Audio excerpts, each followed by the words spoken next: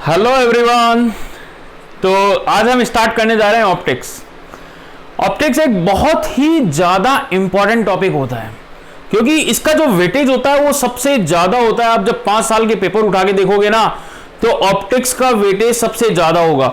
Optics, modern physics and heat and thermo, ये topics ऐसे हैं जिनका वेटेज जो होता है वो सबसे ज़्यादा होता है। और आप देखोगे क्वेश्चंस का लेवल, क्वेश्चंस बहुत सिंपल आते हैं इस टॉपिक में।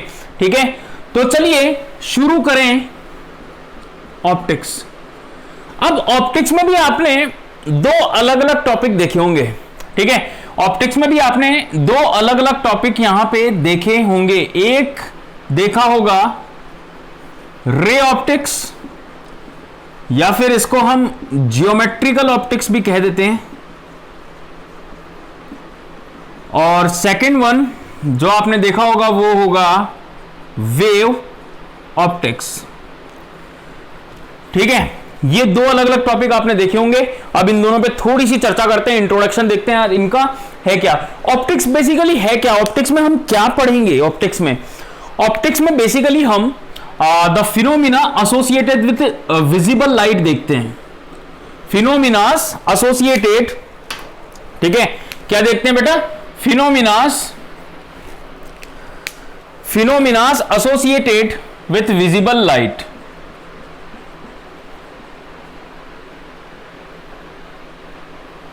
Associated with visible light. Visible light की बात करें तो लैम्बडा की जो वैल्यू होगी वो 3800 एंगस्ट्रॉन से लेकर के 7800 एंगस्ट्रॉन के बीच में होती है। ठीक है, अगर हम विजिबल लाइट की बात करें तो जो लैम्बडा की वैल्यू है वो कहां से कहां तक होती है, 3800 एंगस्ट्रॉन से 7800 एंगस्ट्रॉन तक होती है। ठीक है, अब हम बात करें कि हम एक ही टॉपिक में जहां पे हम विजिबल लाइट के बारे में पढ़ रहे हैं वहां पे भी हम दो अलग अलग चैप्टर्स क्यों पढ़ रहे हैं। अगर हम बात करें कि एक ही टॉपिक ऑप्टिक्स में हम दो अलग अलग चैप्टर्स क्यों पढ़ते हैं, तो एक इसका प्रैक्टिकल एक्सप्लेनेशन देता हूं। देखो, आपको रे ऑप्टिक्स में हम स्टडी करते हैं कब, देखो माना ये हमारे पास ऑब्स्टेकल की साइज है और ये स्क्रीन है और ये हमारे पास एक सोर्स है लाइट का। ठीक है, तो ये ऑब्स्टेकल की साइज है ए, यहां से यहां तक ऐसे ऑब्स्टेकल की साइज है ए। ठीक है, इफ अगर मैं बात करूं क्या, if A is very very greater than lambda. आपने देखा होगा कैसे, जनरली आप जो सुबह मिरर काम लेते हैं वो मिरर इतना सा थोड़ी होता है, वो तो या फिर पॉकेट मिरर भी इतना सा। ठीक है, तो इसकी साइज भी देखो 5, 10, 15 सेंटीमीटर हो गई। इस मिरर की साइज भी, ऐसा मिरर जो यूज करेंगे 10-15 सेंटीमीटर हो गई। और इसकी बात करें तो ये देखो एंगस्ट्रॉन का मतलब 10 की घात -10 मीटर, 10⁻⁻10 मीटर के ऑर्डर की हो गई। एंगस्ट्रॉन 10⁻⁻10 के ऑर्डर की हो गई। बात समझ में आई मेरी, क्या बोलना चाह रहा हूं मैं। जब ऑब्स्टेकल का साइज बहुत ज्यादा होता है वेवलेंथ के कंपैरिजन में, तो लाइट बिहेव्स लाइक रे and travels in straight line. ठीक है, देन लाइट बिहेव्स लाइक रे and travel in straight line. ठीक है, लाइट जो है वो ट्रेवल करेगी किसमें, स्ट्रेट लाइन के रूप में ट्रेवल करती है। देखो, अब देखो ये सोर्स से लाइट ऐसे स्ट्रेट लाइन में ट्रेवल करी। अब यहां पे अगर मैं ध्यान से देखूंगा तो इधर तो लाइट जा नहीं पाएगी, बिकॉज यहां पे ऑब्स्टेकल में जो होल है वो केवल इतना सा है। तो लाइट यहां से लेकर के यहां तक पहुंच जाएगी। दिस इज लाइट यहां पे अवेलेबल रहेगी और यहां पे क्या अवेलेबल रहेगा, shadow. This is shadow reason, यहां पे भी सेम शैडो रीजन होगा। ठीक है, यहां पे भी सेम शैडो रीजन होगा। बात समझ में आ गई? तो यहां पे लाइट नहीं पहुंच पाएगी। लाइट सिंपल सी बात है स्ट्रेट लाइन में ट्रेवल कर रही है। स्ट्रेट लाइन में लाइट बिहेव्स लाइक रे and travels in straight line. तो यहां पे ये चीज हम पढ़ते हैं पूरा, क्या? जब लाइट स्ट्रेट लाइन में ट्रेवल करती है, ये पूरा चीज हम पढ़ते हैं किसमें? ज्योमेट्रिकल ऑप्टिक्स में। किसमें पढ़ते हैं बेटा? ज्योमेट्रिकल ऑप्टिक्स में। जब लाइट स्ट्रेट लाइन की तरह ट्रेवल करती है तो हम ये कहां पे पढ़ते हैं बेटा? ज्योमेट्रिकल ऑप्टिक्स में पढ़ते हैं, रे ऑप्टिक्स में। और इसी की तरह अगर मैं बात करूं आपके लिए वेव ऑप्टिक्स की बात, तो अगर ऑब्स्टेकल की साइज देखो भाई, सिंपल सा, ये हमारे पास वापस से ऑब्स्टेकल आ गया सेम वैसे ही, लेकिन ये ऑब्स्टेकल की साइज बहुत छोटी है, वेरी स्मॉल। और we can say that obstacle की जो साइज है, इफ ऑब्स्टेकल की साइज लैम्बडा के ऑर्डर की है। किसके ऑर्डर की? लैम्बडा, माइक्रोमीटर, मिलीमीटर, या थोड़ी कम भी हो सकती है, मिलीमीटर की ऑर्डर हो सकती है। और ये सोर्स रखा हुआ है, तो अब हम पाएंगे कि लाइट बिहेव करती है एज ए रे। और यहां पे ऐसे रीजन में भाई, अगर स्ट्रेट लाइन में ट्रेवल करती तो यहां से यहां तक पहुंचती, लेकिन ऐसा नहीं होगा। लाइट वेव की तरह बिहेव करती है और यहां पे भी पहुंच जाती है। यहां पे कैसे पहुंचती है? वेव। वेव की फिनोमिना क्या क्या होती है? इंटरफ्रेंस, सुपरपोजिशन, ये सब होता है, हाँ या ना? तो सुपरपोजिशन और इंटरफ्रेंस करते हुए लाइट यहां पे भी पहुंच जाती है। कहने का मतलब क्या है? ठीक है, यहां पे मैं लिख देता हूं, लाइट बिहेव्स लाइक वेव। ठीक है, लाइट बिहेव्स लाइक वेव। और ये स्ट्रेट लाइन में ट्रेवल नहीं करती, और ट्रेवल कैसे करेगी? वेव के जैसे, सुपरपोजिशन और इंटरफ्रेंस करते हुए ट्रेवल करती है। बात समझ में आ गई, हाँ या ना?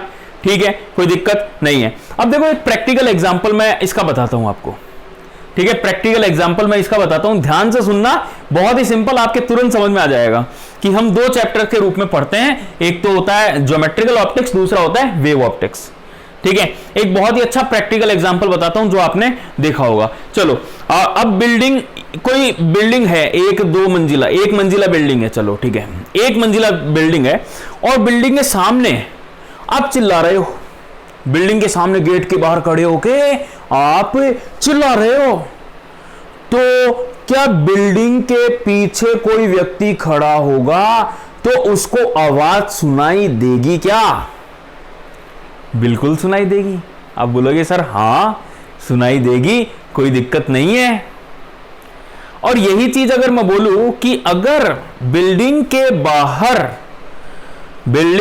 बाहर कोई व्यक्ति आगे की तरफ टॉर्च लेके खड़ा हो, टॉर्च उसने जला दिया हो, क्या लाइट बिल्डिंग के पीछे जाएगी? सर ये कैसे पूछ रहे हो यार, ऐसे थोड़ी होता है, लाइट कैसे चल जाएगी बिल्डिंग के पीछे? हाँ है ना, लाइट कैसे चली जाएगी बिल्डिंग के पीछे? ठीक है ना, बात समझ में आ गई। तो यही बात है, देखो यहां पे दो तरह की वेव्स के बारे में हमने बात की है, दो तरह की वेव्स के बारे में। कौन कौन सी? एक साउंड वेव और दूसरा लाइट वेव। इन दो तरह की वेव्स के बारे में बात की है। साउंड वेव की अगर मैं बात करता हूं तो साउंड वेव की जो वेवलेंथ होती है वो कुछ मिलीमीटर से कुछ मीटर के ऑर्डर की होती है। तो एक मंजिला जो बिल्डिंग होगी उसकी मैक्सिमम जो साइज होती है वो कितना कितना होता है? लगभग 4-5 मीटर होता है एक मंजिल की, है ना। और साउंड वेव की जो वेवलेंथ होती है वो भी कुछ इसी ऑर्डर की होती है। तो जब लैम्बडा और ए ऑब्स्टेकल और वेवलेंथ की साइज लगभग सेम हो, सेम ऑर्डर की हो, तो वेव ऐसी जगह भी पहुंच जाती है जहां उसे नहीं पहुंचना चाहिए था। देखो अगर वो स्ट्रेट लाइन में ट्रेवल करती तो नहीं पहुंच पाती, लेकिन यहां पे पहुंच गई। देखो स्ट्रेट लाइन में ट्रेवल करती तो यहां पे पहुंच पाती क्या? नहीं, लेकिन पहुंच गई बिकॉज ऑफ इंटरफ्रेंस। ठीक है, बिकॉज ऑफ इंटरफ्रेंस सुपरपोजिशन, इसकी वजह से पहुंच गई। बात समझ में आई क्या? बहुत ही सिंपल बात है। और लाइट, अगर मैं लाइट टॉर्च जलाया तो लाइट नहीं पहुंच पाई, बिकॉज स्ट्रेट लाइन में ट्रेवल करती है बस खाली लाइट। ये रीजन है, हाँ या ना।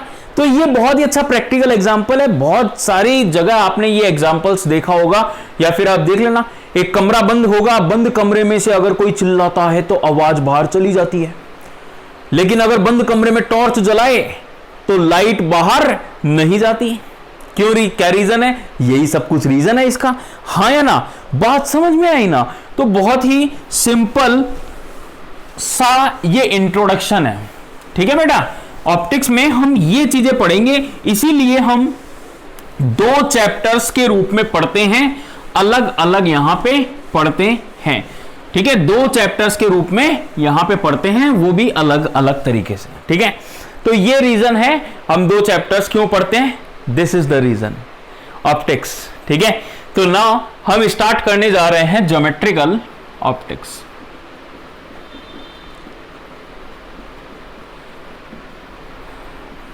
ज्योमेट्रिकल ऑप्टिक्स क्या होती है और हम क्या पढ़ते हैं ज्योमेट्रिकल ऑप्टिक्स में?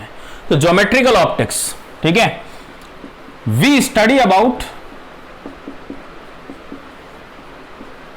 इमेज फॉर्मेशन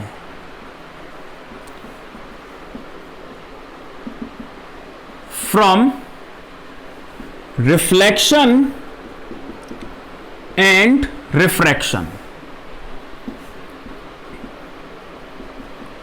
ठीक है। हम क्या पढ़ते हैं ज्योमेट्रिकल ऑप्टिक्स में?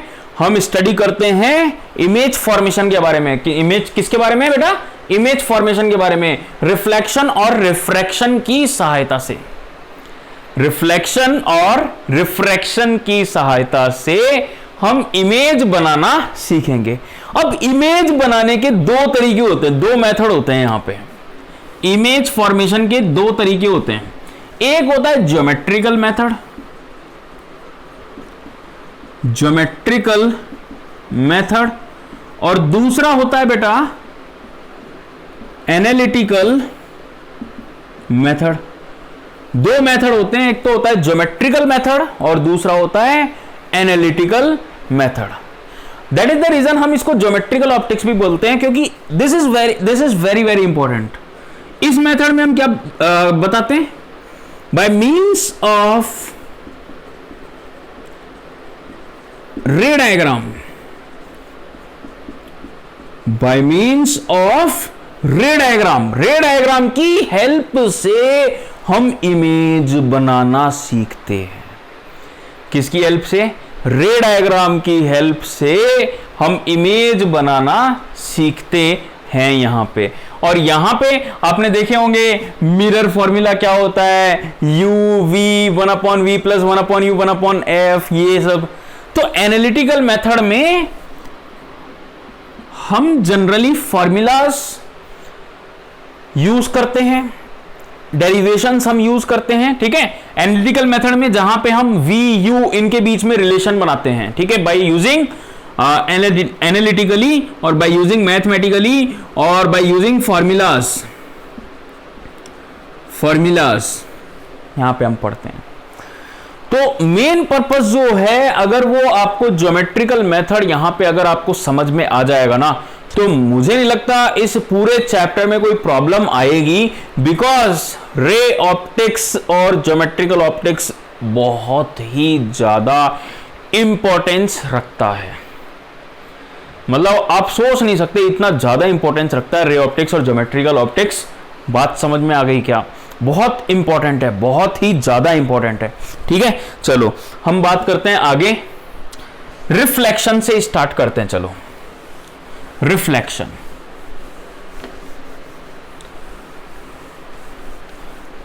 लॉज ऑफ रिफ्लेक्शन, ठीक है, लॉज ऑफ रिफ्लेक्शन।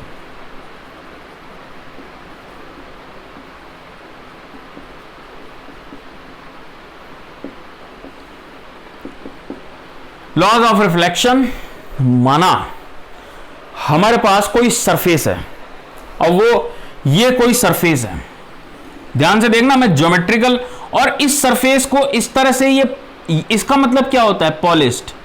इसका मतलब क्या होता है बेटा? पॉलिश्ड। कभी घर पे कांच तोड़ा है? तोड़ मत देना, मम्मा डांटेगी, ठीक है ना।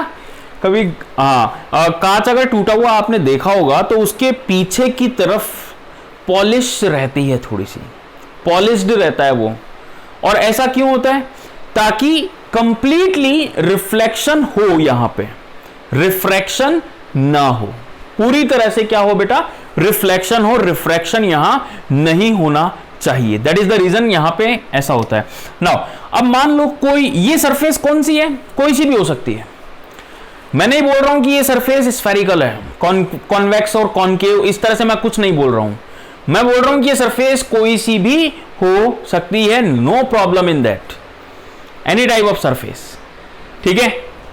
हाँ, ज्यादातर जो हमारे सिलेबस में होती है वो एक तो प्लेन सरफेस होती है, ठीक है, और दूसरी होती है स्फेरिकल सरफेस। स्फेरिकल सरफेस मतलब कॉन्वेक्स और कॉनकेव वाली सरफेस, ठीक है। दो तरह की सरफेस हमारे पास होती है। माना हमारे पास कोई लाइट रे ऐसे आई इस पॉइंट पर, तो इसको हमने क्या कहा? Incident ray. इसको हमने क्या कहा? Incident ray. अब मैं रे डायग्राम कैसे बनाऊंगा किसी भी पॉइंट के लिए? देखो, इंसिडेंट रे बोला मैंने इसको, मैंने अब क्या किया, इस पॉइंट पर नॉर्मल ड्रॉ किया। फर्स्ट स्टेप क्या होगी? You have to draw normal, you have to draw normal at that point of the surface.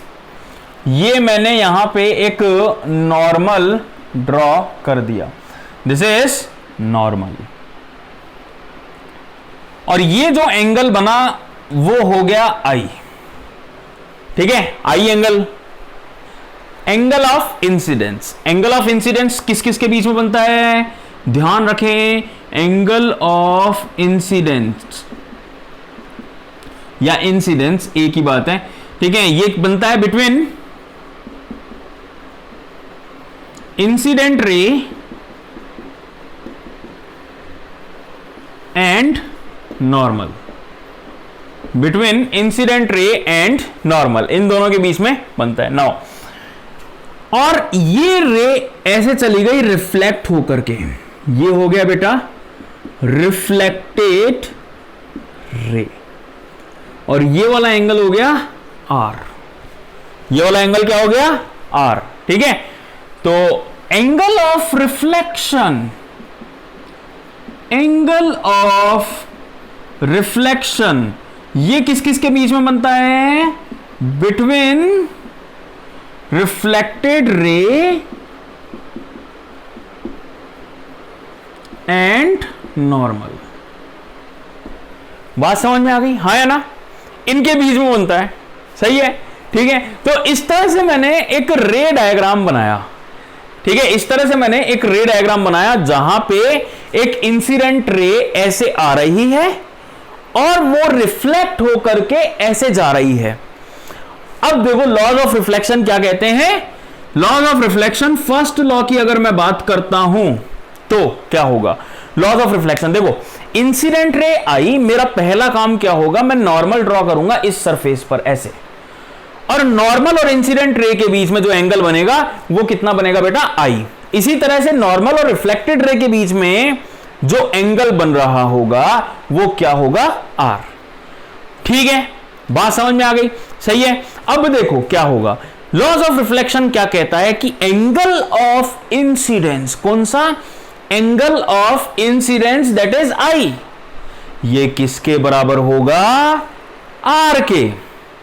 तो फर्स्ट लॉ क्या कहता है? I is equals to R, angle of incidence is equals to angle of reflection, ऐसा होगा।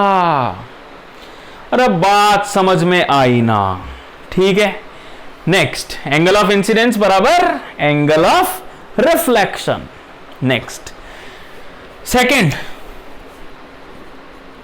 Second law क्या कहता है? Second law ये है कि incident ray normal and reflected ray lies in the same plane, ठीक है। क्या बोला मैंने? Incident ray normal and reflected ray lies in the same plane। इसका मतलब क्या है? अगर ये प्लेन है, इसका मतलब ये है कि अगर ये मेरे पास कोई प्लेन है और इंसिडेंट रे इस प्लेन में ऐसे आ रही है तो वो ऐसे बाहर निकल के नहीं जाएगी। इसका मतलब ये है अगर इंसिडेंट रे आ रही है तो वो ऐसे नहीं जाएगी बाहर निकल के, वो ऐसे आ रही है तो ऐसे ही चली जाएगी। ठीक है, इसी प्लेन में चली जाएगी। बात समझ में आई? तो ये बहुत ही सिंपल से दो नियम है। एक छोटा सा क्वेश्चन यहां पे याद रखना, जो लॉज ऑफ रिफ्लेक्शन है are generally based on Fermat's principle. कौन सा? फॉर्मेट्स। बस ये थोड़ा सा एक पॉइंट है, वो याद रख लेना। वैसे तो ऐसा क्वेश्चन पूछा नहीं जाता है बिकॉज ये नाम आपके एनसीईआरटी में नहीं दे रखा है, लेकिन फिर भी कई बार आप जब मॉड्यूल या कोई बुक सॉल्व करते हो तो उसमें ऐसे क्वेश्चन आ जाते हैं कि किसके प्रिंसिपल पर बेस्ड है। ठीक है, laws of reflections are based on Fermat's principle.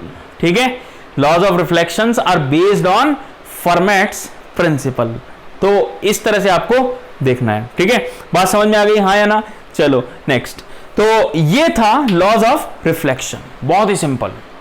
ठीक है, लॉज ऑफ रिफ्लेक्शन। चलो एक क्वेश्चन मैं आपको बताता हूं अगर आपके ये चीज समझ में आ गई। चलो एक क्वेश्चन देता हूं, बहुत ही सिंपल सा।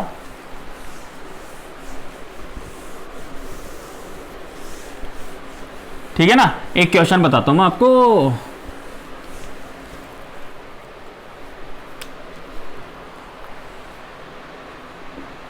if a vector, b vector and n vector represents incident ray, reflected ray and normal respectively, normal, then choose correct option. ठीक है, first A cross B dot N is 0, second A cross B cross N is 0, third A dot B cross N is 0 and fourth a dot b dot n is 0. ठीक है, if a b and n vector represents the vector in the direction of reflected ray, incident ray and normal, then choose the correct option। बहुत ही simple type of questions है और बहुत, चलो मैं एक diagram बना देता हूं और उसमें हम देखते हैं।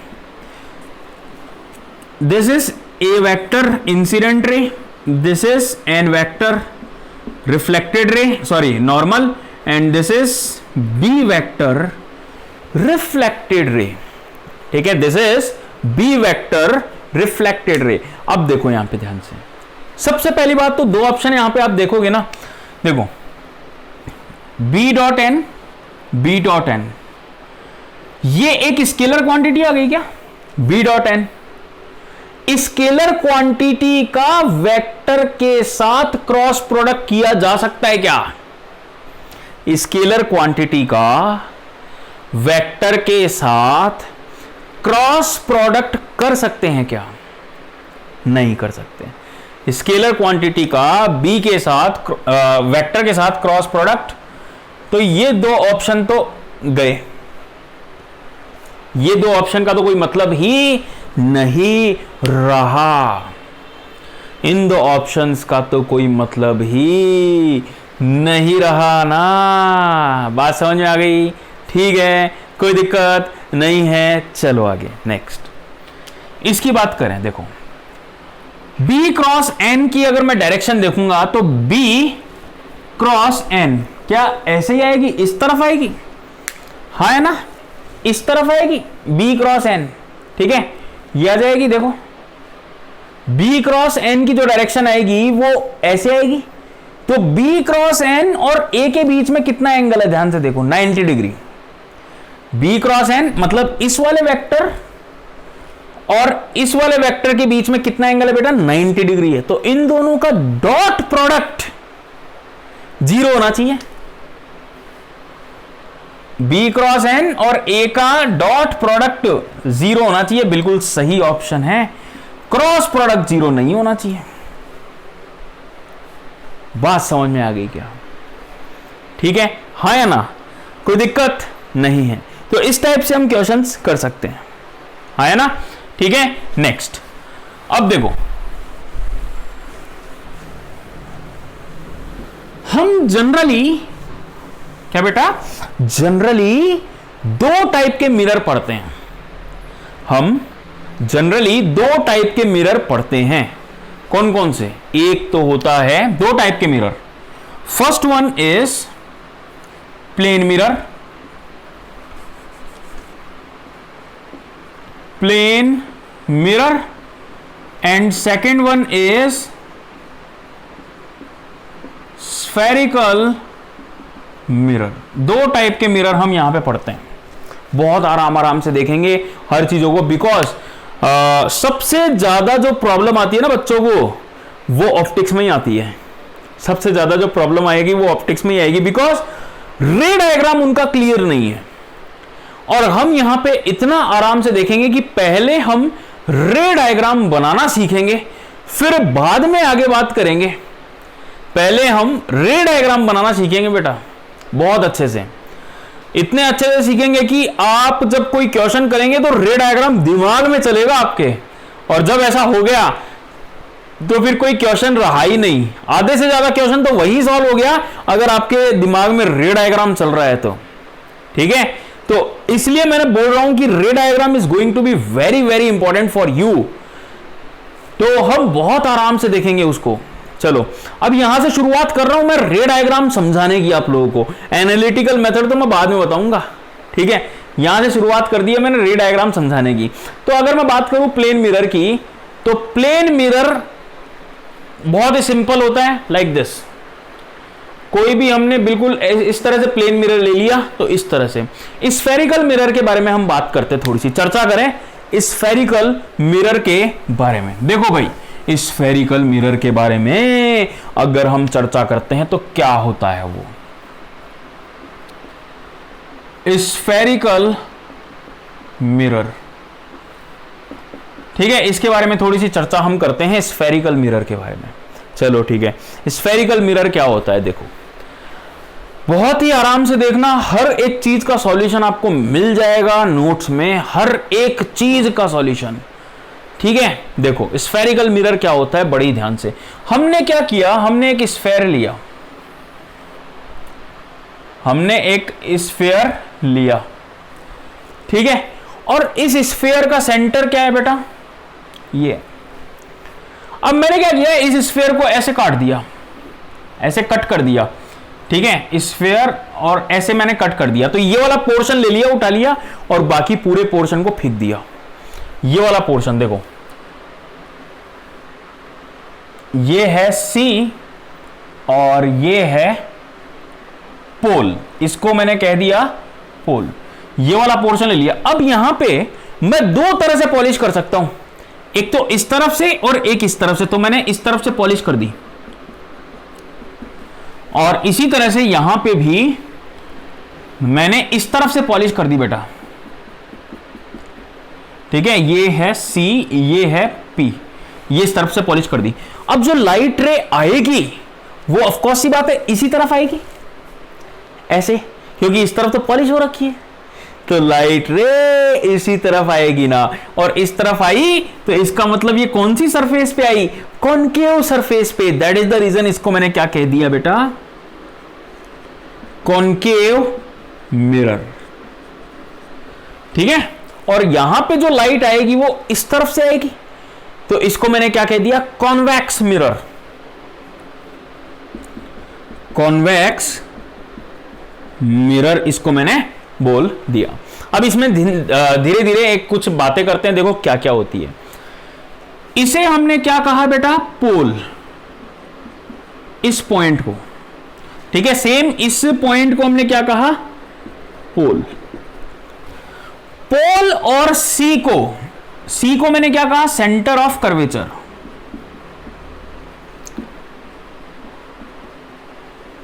सेंटर ऑफ कर्वेचर, ठीक है। सी और पी को जो मिलाने वाली लाइन है बेटा, सी और पी को मिलाने वाली लाइन, उसको मैंने कह दिया प्रिंसिपल एक्सिस, ठीक है। इसको मैंने क्या कह दिया, प्रिंसिपल एक्सिस। नेक्स्ट, सी और पी के बीच में जो डिस्टेंस है, ये वाली डिस्टेंस, ये होती है आर, और इसको मैंने क्या कह दिया, radius of curvature. Radius of curvature R, और ये जो डायमीटर है ये वाला, इसको मैंने कह दिया बेटा अपर्चर, ठीक है। इसको मैंने क्या कह दिया, अपर्चर। तो ऑलमोस्ट यहां पे क्या सारी चीजें आ गई, कोई चीज यहां पे मिस तो नहीं हुई, बताओ, देखिए सोचो, बताओ जल्दी बताओ, कोई चीज मिस तो नहीं हुई यहां पे कोई चीज मिस तो नहीं हुई। सर सब कुछ लिख दिया ना, सेंटर लिख दिया, पी से पोल लिख दिया, आर प्रिंसिपल एक्सिस, ये सब कुछ लिख दिया, तो कोई चीज यहां पे मिस तो नहीं हुई। दिमाग में आ रहा ना, फोकस, क्या मिस हो गया, फोकस। तो फोकस कहां होता है, सोचो जरा, फोकस होता है, आप क्या सोच रहे हो, फोकस होता है सर सेंटर और पी के बीच में। फोकस कहां होता है, सेंटर और पी के बीच में, मतलब F बराबर R बटा 2, यही होता है सर फोकस। वो तो आपने लिखा ही नहीं होता, यहां पे नहीं होता, F बराबर R/2 नहीं होता हमेशा, इसलिए नहीं लिखा मैंने। ध्यान रखना, अगर आपसे क्वेश्चन पूछे, क्या पूछे, is focus lie at the mid point of centre and pole, तो आपका आंसर क्या होगा बेटा जी, नो। नो, बिल्कुल नहीं, ना बिल्कुल नहीं, ऐसा नहीं होता है, हमेशा नहीं होता, होता है। ध्यान से, एनसीईआरटी में बहुत ही 2 इंपॉर्टेंट वर्ड्स हैं जो आप लोग ध्यान नहीं देते हैं, फ्लो में पढ़ते जाते जैसे कोई स्टोरी पढ़ रहे हो वैसे पढ़ते जाते हैं। एनसीईआरटी में 2 बहुत ही इंपॉर्टेंट वर्ड हैं। First word is paraxial and the second word is marginal rays. ये 2 बहुत ही इंपॉर्टेंट वर्ड्स है बेटा एनसीईआरटी में, लेकिन आप कभी पढ़ते नहीं हैं, स्टोरी के रूप में पढ़ जाते हैं। पैराक्सियल रेस के लिए नेक्स्ट लेक्चर में, नेक्स्ट क्लास में देखेंगे हम ये दोनों। पैराक्सियल रेस के लिए F बराबर R/2 होता है, जबकि मार्जिनल रेस के लिए F बराबर R/2 नहीं होता। मार्जिनल के लिए F बराबर R/2 नहीं होता। बात समझ में आ गई, हाँ या ना, ठीक है।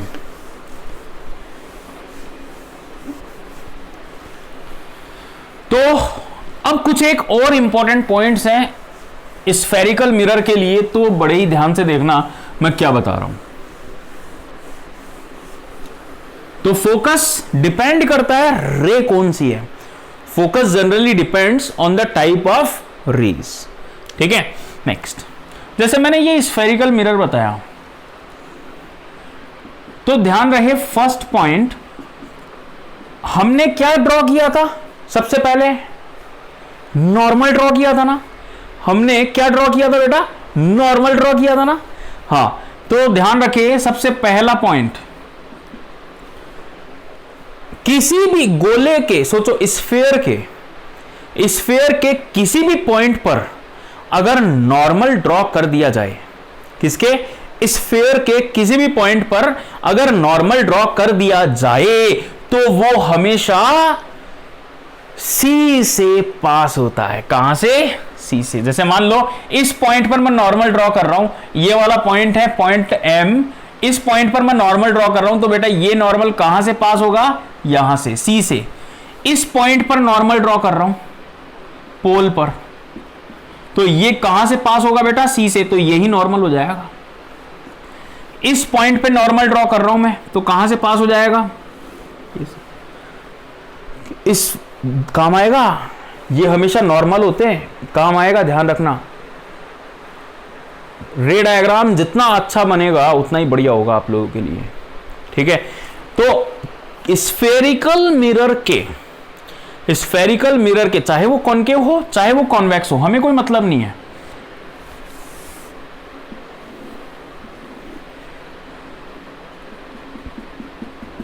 ये सेंटर है और यहां पे नॉर्मल ड्रॉ कर रहा हूं, तो नॉर्मल हमेशा ऐसे ही जाएगा, चाहे वो कैसा भी मिरर हो, उससे कोई फर्क नहीं पड़ेगा, ठीक है।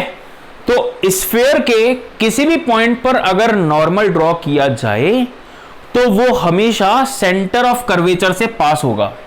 Normal passes through centre of curvature always. Normal जो होगा वो कहां से पास होगा बेटा? सेंटर ऑफ कर्वेचर से पास होगा। बात समझ में आ रही है ना? अरे हाँ है ना, ठीक है ना, कोई दिक्कत नहीं है। दूसरा पॉइंट, इसमें पॉइंट आते हैं तो वो थोड़े से क्वेश्चंस के हिसाब से ध्यान रखना। देखो क्या क्या पॉइंट है, सारे पॉइंट यहीं पे आ जाएंगे, बाद में खाली क्वेश्चंस ही क्वेश्चंस करेंगे हम लोग। देखो दूसरा पॉइंट क्या है, सेकंड पॉइंट, ये जो प्रिंसिपल एक्सिस है, कई बार क्या होता है इस तरह के क्वेश्चंस पूछे जाते हैं। किस तरह के? ये जो प्रिंसिपल एक्सिस होती है ना वो फिक्स होती है, अटैच्ड होती है, ऐसे मान लो। ये जो प्रिंसिपल एक्सिस होती है वो कैसी होती है? अटैच्ड, फेविकोल लगाकर जोड़ दी गई। कई बार क्या होता है बेटा, इसके रेस्पेक्ट में काट देते हैं मिरर को ऐसे, मतलब ये प्रिंसिपल एक्सिस है और इस प्रिंसिपल एक्सिस के रेस्पेक्ट में काट दिया, दो हाफ मिरर आ गए, एक तो ये और एक ये, दो हाफ मिरर आ गए। अब वो बोलता है अगर दोनों मिरर को ऊपर और नीचे ले जाते हैं तो इनकी प्रिंसिपल एक्सिस क्या क्या हो जाती है? ऐसे इनकी प्रिंसिपल एक्सिस क्या क्या हो जाती है। तो देखो सोचो, ये मैंने इसको काट दिया दो डिफरेंट पार्ट्स में, तो ये पेन भी, मार्कर भी दो पार्ट्स में कट गया। अब इस मिरर को मैं ऊपर लेके जा रहा हूं, मैंने क्या कहा? प्रिंसिपल एक्सिस जुड़ी हुई है, अटैच्ड है, तो जब मैं इसको ऊपर लेके जाऊंगा तो ये भी ऊपर चली जाएगी, तो इसी तरह से इसको नीचे लेके जाऊंगा तो ये भी नीचे चली जाएगी। तो जो प्रिंसिपल एक्सिस होती है ना वो भी ये हो जाएगी, this is the principal axis, और ये प्रिंसिपल एक्सिस है इस मिरर के लिए। कहां काम आएगा पता है? जहां HI और HO के बारे में बात होगी, हाइट ऑफ इमेज और height of object, height of image और हाइट ऑफ ऑब्जेक्ट के बारे में बात होगी ना, वहां ये चीज काम आएगी। बात समझ में आ रही है? हाँ है ना? अब देखो इन दोनों पॉइंट्स की हेल्प से आप रे डायग्राम कैसे बना सकते हो बताता हूं। अभी मैंने पूरा नहीं सीखा है, मैं केवल बता रहा हूं आपको रे डायग्राम कैसे बना सकता हूं इन दोनों पॉइंट्स की वजह से। देखो for example this is the mirror,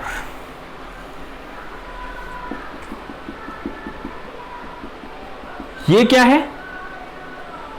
पोल, ये क्या है? सी, ठीक है। बात समझ में? अभी मैं रे डायग्राम केवल एक रे का बना रहा हूं। देखो मान लो दिस इज ऑब्जेक्ट, ये ऑब्जेक्ट है, ठीक है। चलो छोड़ो, यहां पे हमारे पास एक लाइट रे ऐसे आ रही है,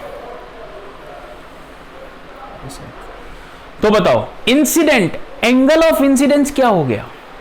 एंगल ऑफ इंसिडेंस क्या होता है? पोल और रे के बीच में। एंगल ऑफ इंसिडेंस क्या होता है? पोल और रे के बीच में। मतलब एंगल ऑफ इंसिडेंस क्या हो गया बेटा? अब यहां पे सॉरी, नॉर्मल और इंसिडेंट रे के बीच में। नॉर्मल क्या हो गया इस पॉइंट पर? मैंने क्या कहा? इस पॉइंट पर जो नॉर्मल होगा वो कैसे पास होगा? ऐसे। तो ये हो गया ना, तो ये ऐसे ही चली जाएगी ना, ये हो गई इंसिडेंट रे और ये हो गई रिफ्लेक्टेड रे। इसी तरह से और बनाऊं, देखो मैं, आप आराम से बना सकते हो, कोई प्रॉब्लम नहीं है। मैंने क्या कहा, जो पॉइंट याद रखना, क्या, स्फेरिकल मिरर के हर एक पॉइंट पे, किसी भी पॉइंट पर अगर मैं नॉर्मल ड्रॉ करता हूं तो वो कहां से गुजरेगा, हमेशा सी से गुजरेगा। जैसे ये नॉर्मल मैंने ड्रॉ किया, इस पॉइंट पर नॉर्मल ड्रॉ करूंगा तो सी को मिला दूंगा बस इससे। फॉर एग्जांपल एक और लाइट रे आ रही है ऐसे, देखो, इस पॉइंट पर नॉर्मल ड्रॉ करूंगा तो ये यही होगा क्या, तो ये एंगल ऑफ इंसिडेंस हो गया क्या, थीटा। तो एंगल ऑफ रिफ्लेक्शन क्या हो जाएगा,